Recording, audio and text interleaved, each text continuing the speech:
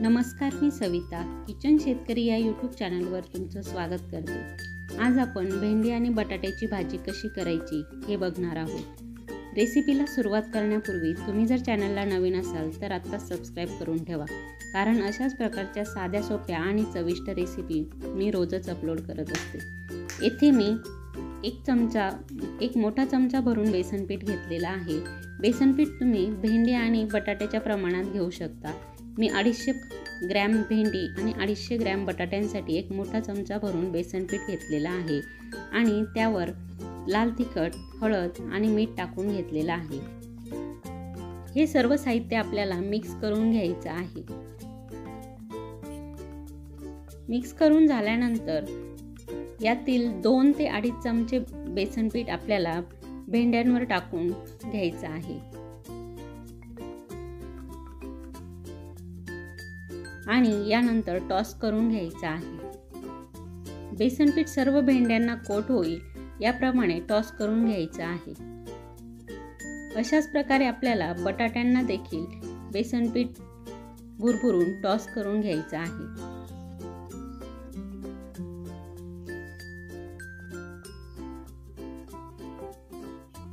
इथे बटाट्यांना देखील कोटिंग झालेलं आहे। आता आपण हे बटाटे आणि भेंडी तेलामध्ये फ्राय करून घेणार आहोत। इथे मी कढईत 1 चमचाभर तेल टाकून घेतलेला आहे आणि या तेलामध्ये आपल्याला सुरुवातीला बटाटे फ्राय करून घ्यायचे आहेत।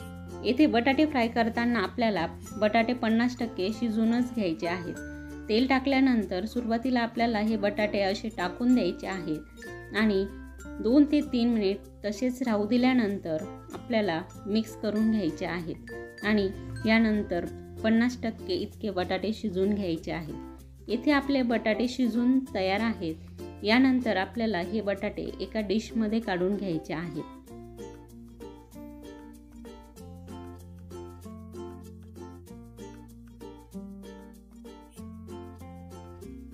यानंतर पुन्हा थोडंसं तेल टाकून आपल्याला भेंडी देखील फ्राय करून घ्यायची आहे आणि भेंडी देखील 50% इतकी शिजून घ्यायची आहे।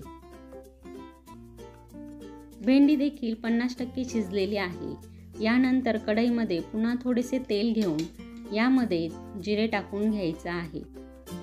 जिरे फुलल्यानंतर येथे मी 2 हिरव्या मिरच्यांचा वापर केलेला आहे। आपल्याला यामध्ये अजून थोडेसे लाल तिखट देखील वापरायचं आहे, यामुळे मी येथे 2च मिरच्यांचा वापर केलेला आहे आणि यासोबतच आपल्याला यामध्ये 4 ते 5 ठेचलेल्या लसणाच्या पाकळ्या टाकून घ्यायच्या आहेत आणि यानंतर मी येथे 2 मोठ्या आकाराचे कांदे उभे कापून ते देखील टाकून घेतलेले आहेत आणि हे कांदे आपल्याला गोल्डन ब्राऊन होईपर्यंत परतून घ्यायचे आहेत।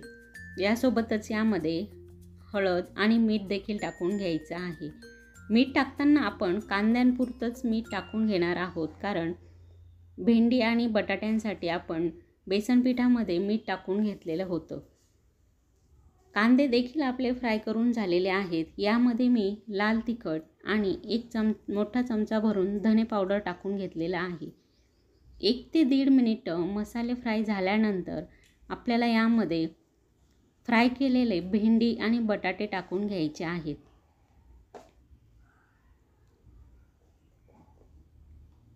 भेंडी आणि बटाटे टाकून झाल्यानंतर आपल्याला हे व्यवस्थित मिक्स करून घ्यायचं आहे आणि झाकण ठेवून पूर्णपणे शिजवून घ्यायचं आहे। अशा प्रकारे आपली भेंडी आणि बटाट्याची भाजी इथे तयार आहे। तुम्हाला ही रेसिपी कशी वाटली हे कमेंट करून नक्की कळवा।